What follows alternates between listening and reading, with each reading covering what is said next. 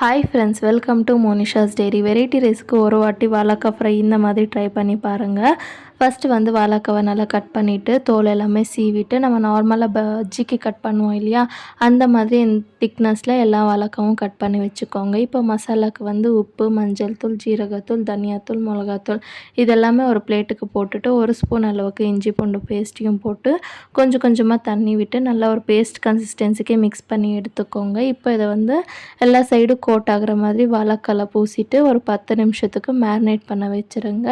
இப்போ இன்னொரு பிளேட்டில் 1 ஸ்பூன் அளவுக்கு கடலை மாவு, 1 ஸ்பூன் அளவுக்கு அரிசி மாவு, 1 ஸ்பூன் அளவுக்கு சூஜி ரவை, சின்ன ரவைன்னு சொல்லுவோம் இல்லையா, அதையும் கொஞ்சமாக உப்பு போட்டு நல்லா மிக்ஸ் பண்ணிக்கோங்க.